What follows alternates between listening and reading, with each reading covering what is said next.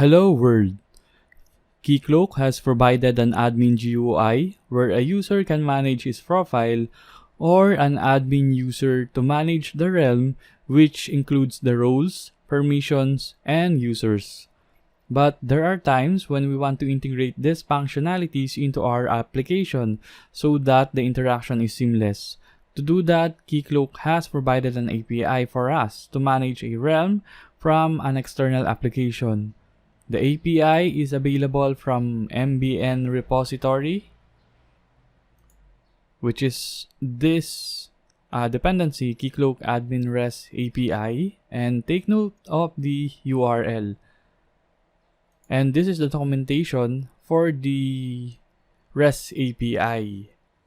In this video, I will share a Spring Boot 2 project where a lag user can view his or her roles and profile information.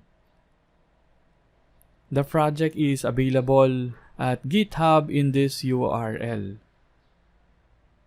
So, when you're ready, check out this project using Spring STS. After checkout, you should have this folder structure. So this is an Spring Starter project template. And take note that inside the config folder, we have the realm configuration as well as the users and the Postman Collection that we will use in testing this application. But before we begin, make sure to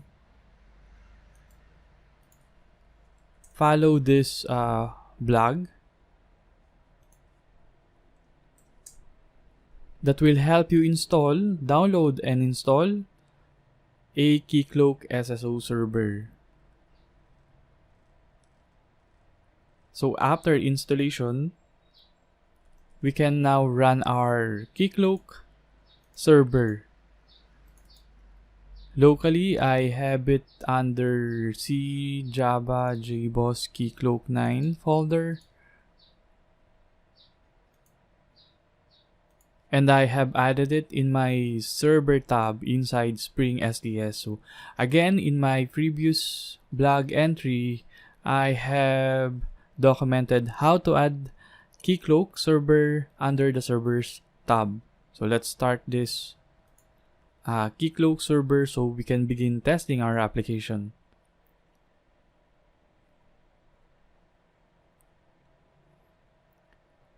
Once the server is running, it should be available in the URL localhost port 8081.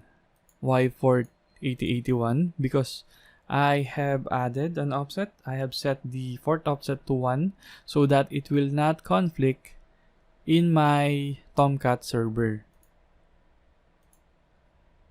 Again, let's see this Keycloak server. It's not running. Let's try running it again.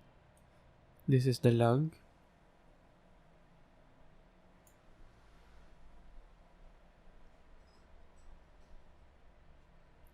And let's try accessing it in port 8081. Localhost port 8081. Since I have already done this tutorial beforehand, I already created my realm and the client as well as the roles and users.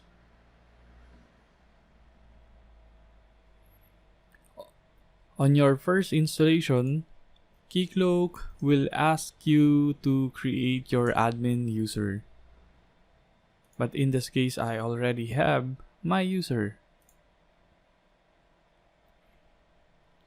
I'm logging in as an admin. And here we can see that I have Balam Garden as the realm, and under the clients, I have front end. So this is the client that we will be using to log in, and API services to secure our services. API services is a bearer only access type, while the front end is a confidential access type. So to know what access type means, you can check my previous article or blog post. Now let's take a look at our user. I have a user here, Carrie. Password is also Carrie, who is a member of the role Catalog Manager. And this is what's more important. Under realm management, this user has view realm and view users roles assigned to him. This will let us access the realm as well as the user information. So if you want to manage the realm or the users, you can add the manage realm and manage users to the assigned roles. Manage users means that you can create a user to the realm. Now let's go back to our Spring Boot project and let's take a look at its contents. First, let's check the pom.xml. It's important to know that we are using the Keycloak Spring Boot starter because inside this we can see that it brings other Keycloak dependencies to the project, such as Keycloak Spring Boot 2 adapter and Keycloak core, which we will need to secure our application using Keycloak.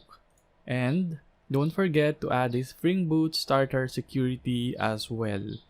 The other dependencies are just here because Spring needed them, such as the starter web.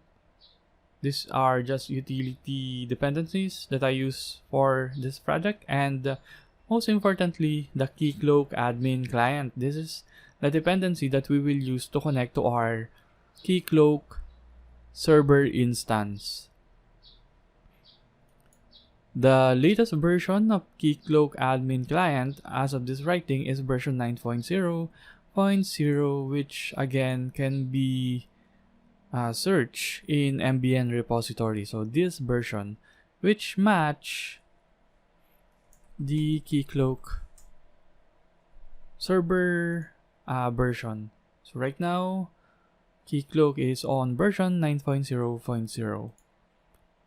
Now, once we're done configuring the POM, it's now time to add the Keycloak adapter that we will need to configure our project. So let's start with Keycloak security config. This is where we extend this Keycloak web security configurer adapter, and it's documented here.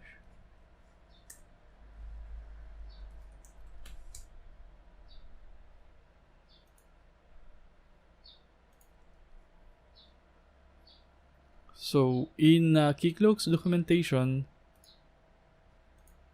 we will see that it specifies that this is the base class that we can use to secure our application, and we can override some method for it to work. It has an issue right now related to Spring Boot config resolver. So to resolve that, we need to define our custom Keycloak Spring Boot config resolver and assign it to produce it in this Keycloak config resolver bin. So once you have these two class, you can now secure your application. So you can now connect to Keycloak by specifying the Keycloak connections or configurations in application.properties. Here we have this variables. So the auth server URL is where you deployed Keycloak. If you require SSL, this is our realm that we have created in our Keycloak server, Balam Garden, and our resource or client is API services, which is this one. Bear only true because this is a REST API. we will not be logging in using this project. Now, if you have a front-end project such as React or Angular, you can use, or you must use the front-end client with access type confidential, so that Keycloak will provide a login form that you can use to log in. And Keycloak course, so you will not have a problem when accessing your server from another IP. Now let's take a look on how this project works. It starts with the Keycloak controller. So I have created an endpoint, a REST endpoint Keycloak, with basically 3 methods, but these 2 are the methods that we will be focusing on. The roles, which we will return the roles of the currently logged user, and the profile, which will return the profile of the logged user. And then in the Keycloak admin service,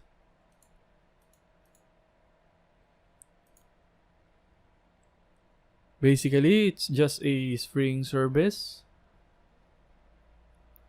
Here in the get current user roles, let's see how it works. It's a bin that returns the current user. So here I'm using the security context holder to get the principal user that is authenticated. Now, since I know that this project is secured by Keycloak, I typecast the principal to Keycloak principal with refreshable Keycloak security context. Now, when I have that principal, I can get the subject.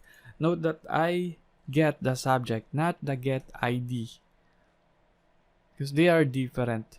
Subject is actually the ID of the user. It will return this ID. So let's try debugging this application. We can do that by right-clicking on the project and debug as Spring Boot App and see how it works. So we will see that in this part, the get current user, this will return the ID of the user. I just started the application, and now let's check our Postman Collection. The Postman Collection again is available under the config folder. Just import it in your Postman IDE. Now it has this request, the login. Take note of the URL and the body parameters. It's of type URL encoded. So this is our client ID. Again, I'm using the front end because here we can log in the API services client, or this one. This doesn't provide a login. It only accepts the bearer token to authenticate a request, and the username and password, which is carry, and the grant type is password, and the client secret is the value inside the front end client credentials. So this is that secret. Now, if you code your own project, and if you will commit your project in GitHub, don't include this secret information, Otherwise, a hacker or someone else might be able to log in or compromise your system. I'm committing it in GitHub because I'm only using this setting in my local environment. Now let's try to log in. This login request should return the access token and the refresh token. Access token is the value that we will use in the succeeding request. Now let's take a look at get the roles of the currently logged user. So here we are calling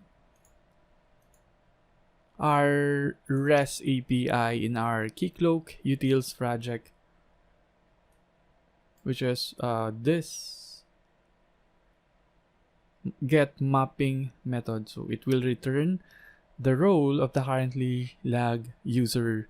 And if we take a look at the authorization tab, we can see that I'm using the type bearer and I'm using the access token, which we got when we log in. In the test, we can see that I have assigned the access token. So here I get the access token, and then I assign that access token to an access token environment variable, which I use in my succeeding request. Now, in the bearer token, I use the access token. Now, let's try running this request. I have added a breakpoint in here.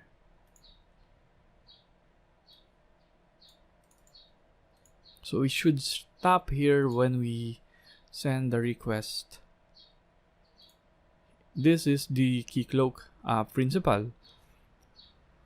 The username is Carry and the context is refreshable Keycloak security context. Now if we debug, again as I mentioned, the get ID is different from the actual user ID. So we must use the get subject. So user ID is 8B3, the ending is 28, which is our user Carry. 8B3 and the ending is 28, which match this record because I use this. Remember, I use this to, user to log in, Carry, and that's why we have that user ID or the subject. Now the username is Carry. I think I did not set the email, so it's null.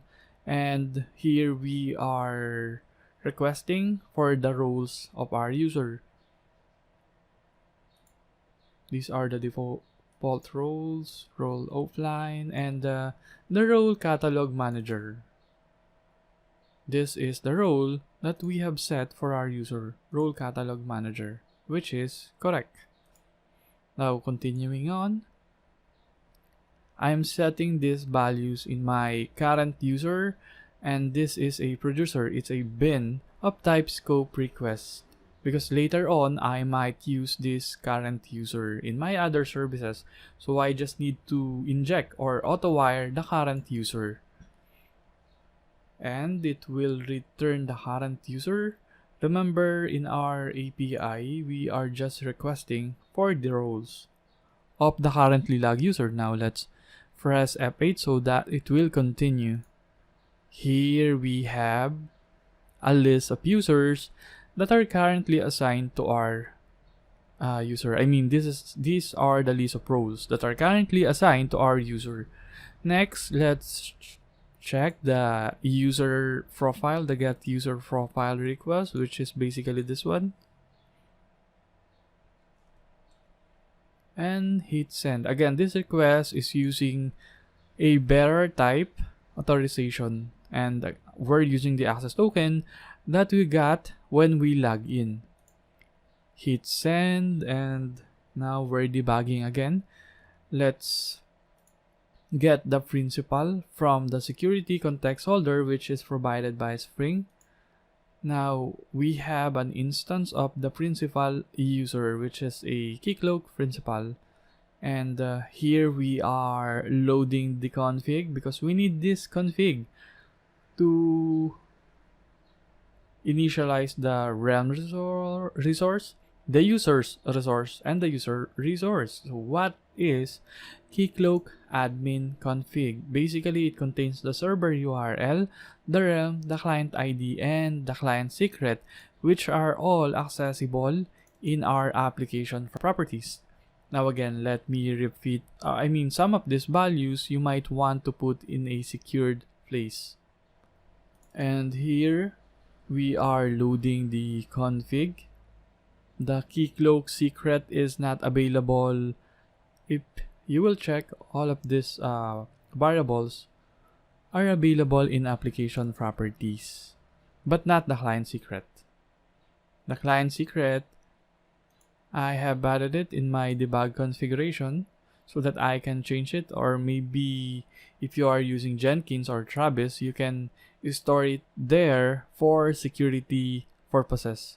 Here I have added the Keycloak secret in my environment as an environment variable, so it will only be available when I'm using this configuration inside Eclipse. Now, if you want to run in a terminal, you need to pass this -d keycloak.secret with this value. Once we get that, or once we initialize the Keycloak admin client config, we will pass that class to initialize our Keycloak client inside this. This is actually a builder that builds our Keycloak class, this Keycloak class from Keycloak admin REST API, which actually is the class that communicates with our Keycloak server's instance. So it will set the URL, the realm, the client ID, the secret, and the token string. In this class, I have also provided other utility functions, such as adding role to a list, remove role, and you can check this class once you have checked out the project. Now, moving on, we have this Keycloak instance. It's currently authenticating itself.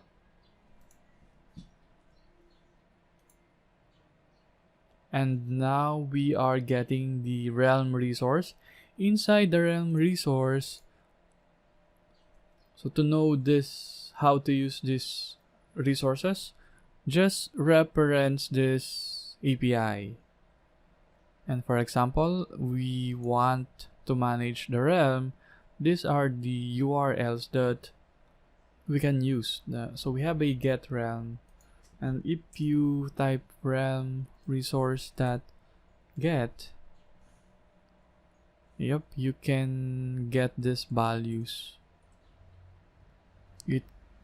This one returns the clients, the client scopes, and the users. So we are concerned with the user because we want to get the profile of our currently lag user. So we get the realm resource, and then the users, and then the user resource. For the user resource that get, we supply the user ID, and it's actually documented in here.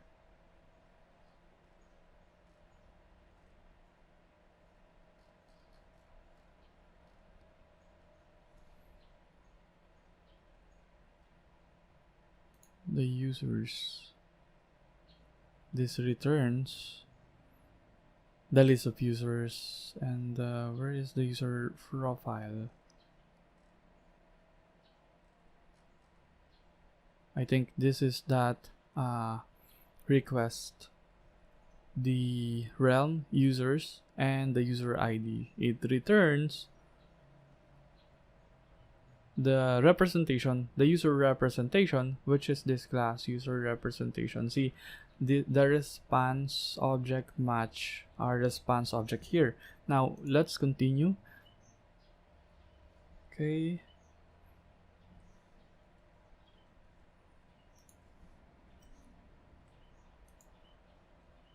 And finally, let's get the user representation.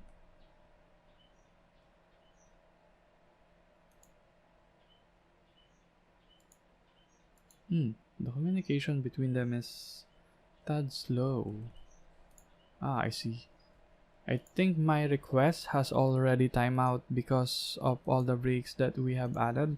Now I will try to send the request again. I think my access token has already expired. In that case, just click the login request again, or send the login request again, and the user profile. Now here is our user profile.